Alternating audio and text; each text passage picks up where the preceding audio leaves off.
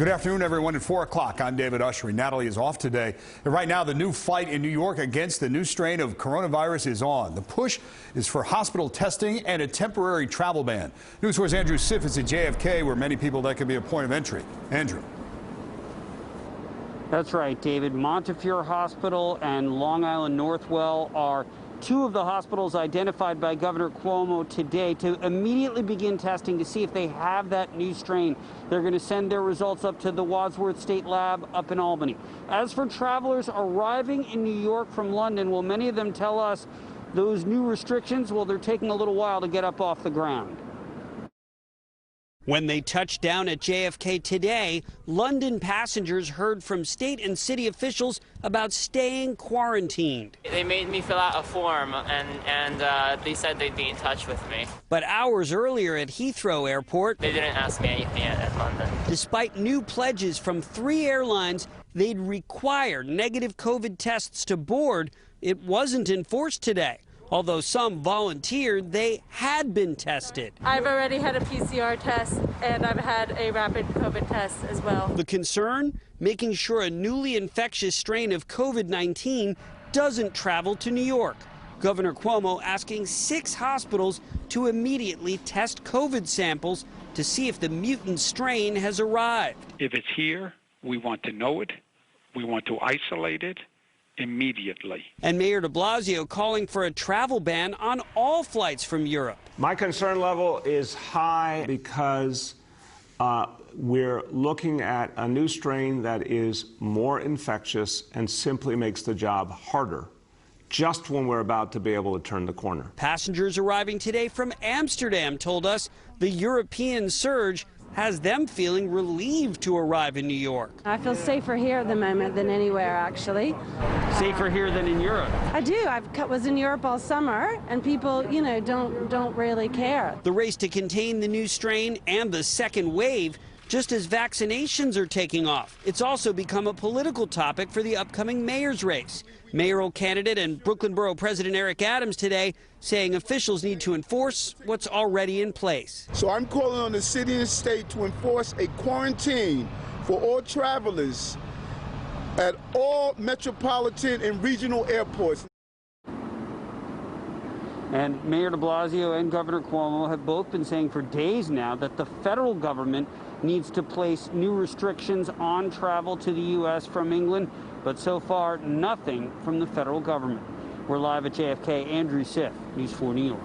Andrew, thank you for that update. Another milestone for healthcare workers today across the tri-state as dozens of hospitals got their hands on the Moderna vaccine. That includes the staff at Hoboken University Medical Center. News 4's Brian Thompson was there. He joins us live now from Kearney. Brian? Yeah, Dave, and soon it'll be coming here to Kearney to this huge facility that used to build warships. But what we're looking at now is a week after Pfizer's vaccine came to New Jersey, Moderna's is now here. And that is good news for healthcare workers who are first in line, of course. Counties are actually trying to gear up now with mega centers like this. The one behind me here now, where they used to make battleships, as I said, for a big rush as soon as the end of this week. Hoboken's first shot goes to a very front line of frontline workers, the doctor in charge of the ER. Dr. John Rimmer, however, is also one of the first to get Moderna's version of COVID-19 vaccine. The first shots nationwide being delivered late yesterday and now this morning at Hoboken University Medical Center. I wouldn't be here today if I didn't believe it. And, you know, for so long with COVID now, we've looked at treatment, and this is the first time we're actually looking at true prevention. Next up was ICU Administrative Assistant Denora Vargas. Like Dr. Rimmer, a resident of Hoboken, and like him, someone who has seen the worst of this pandemic. I was afraid of catching COVID-19, and this is the reason I'm sitting here today.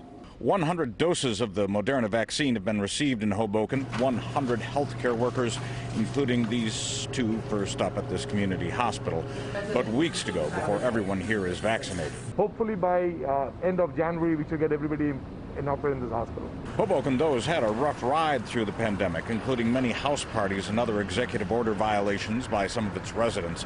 A challenge to getting vaccinated for Mayor Ravi Bala. It's really critical in order to get to that threshold that we have as many people as possible, including young people and people of all demographics, at the appropriate time. But for healthcare workers who've seen the worst of this pandemic and who believe the science of vaccinations, there's no turning back or dropping out. And I like helping them, so I don't want to retire.